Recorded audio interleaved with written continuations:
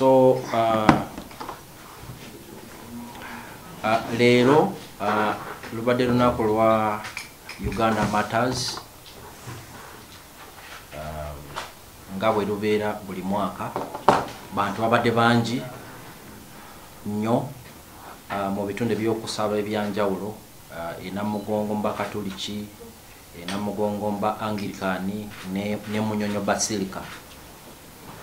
Ebyokwerinda bigenze maaso bulungi era twebaza ab'ebyokwerinda abatuukiriza omulimu omulungi okulaba nti abantu bangi mu bungi bazze ne basaba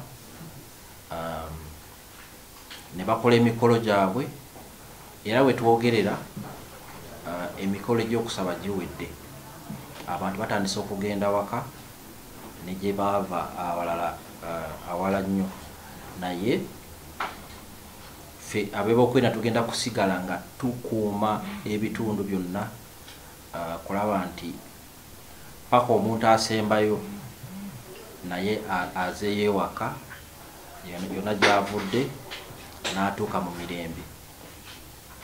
Tubadde tukola patrols si ku sites ezo zokka naye mu nguudo. Bw'aba waliwo abatambula kiro ndowooza mubadde mubiraba. Tukuuma ddembe si kw'abantu abasaba naye n'aba bulijjo abatambula mu mirimu gyabwe n'ebirala, bonna tubeera tubakuuma. Era kino tukyebaliza Katonda n'ab'okwerinda nti byonna bigenze bulungi. Naye lwakuba leero ku makya ssaawa nga 2:00 wabaddewo ekitiisa, naye nga twebaza Katonda nti tewali balumiziddwa okuggyako abatuju babadde ku pikipiki, omu omusajja omu omukyala nga bagezaako okutuukirira Basilica ey'Emunyonyo.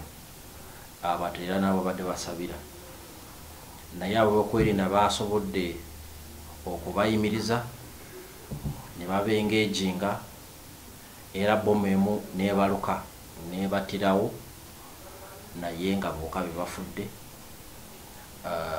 Ebyokunoonyereza ku bantu bano bigenda mu maaso, naye nga obukakafu bwe tulina, omu ku batuju omukyala alina amanya ga njawulo, Aisha Katushabe, oluusi yeeyita Byaruhanga Sumaya, oluusi yeeyita Kabonesa.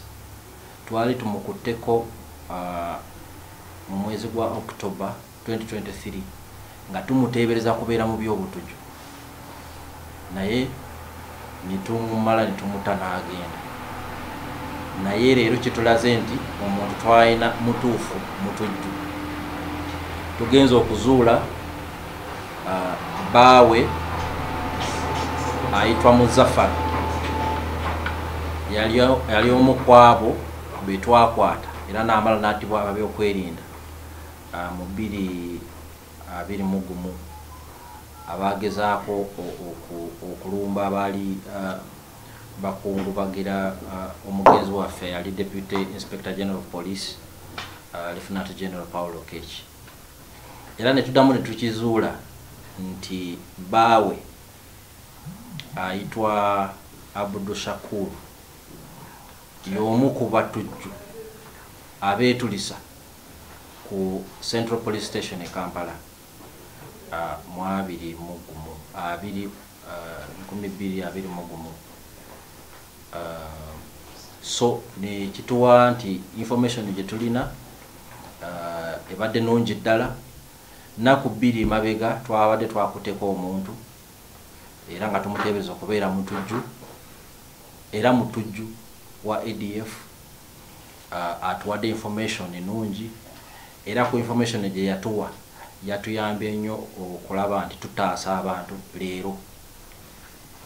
Lwakuba twamukwata naku 2 mabega n'atuwa information nungi ne tutegeera bikyebadde bye bagezaako okukola. Era abatuju bagenza okujja kulumba Basilica e Munyonyo nga tuli beetegefu bulungi. naye nga nkubiriza bannayuganda bonna tusigale nga tukolera wamu. Bw'oba olabye omuntu gw'otetegeera bulungi, gw'otategeera bulungi, oba ebintu oba ebikolwa, jangu otubuulire tusobole okulaba nti tukakanya embeera abantu baffe basigale nga bali mu ddembe. Era twebaza bannayuganda lwakuba emyaka gino gyonna muvudde mabega nga mulaba nti babadde batuwa information era bomu nyingi tugenze nga tuzuula mu bitundu byanjawulo mu Kampala. So enkolagana eyo nungi era tusaba egende mu maaso. Ebyokwerinda byaffe ffenna si ffe abambala uniform, naye buli omu kimukwatako kulaba nti tusigala mu mbeera enkakamu. Lwakuba Uganda tuli mu kitundu kya Africa ekitalina mirembe kutwaliza wamu. Bw'olaba ng'engulu ku South Sudan oba eno mu Western Frontier DRC waliyo groups nyingi era nga ezimu ku ezo z'abatujju. Ffe tukwatako ye ADF naye waliyo n'endala. Waliyo Al-Shabaab baali batukubyeko wano 2010 kwegamba tulina okusigala nga tuli ku bunkenke ffenna kulaba nti ebikolwa bwe bityo tebiddamu kutuuka ku bantu baffe, kulaba mbu eddembe ligenda maaso bulungi. Neyanziza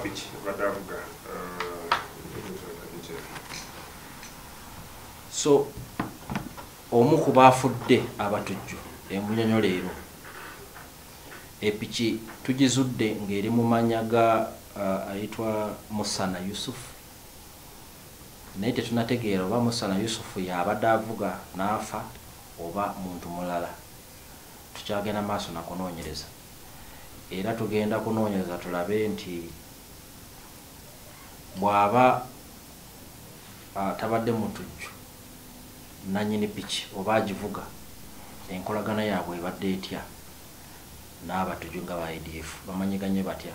So ebyokunoonyereza bikyagenda mu maaso era tukubiriza abantu bw'oba olinako kyolabye oba kyowulidde jangu tutemyeko tusobole genda maaso n'okunyweza ebyokwerinda.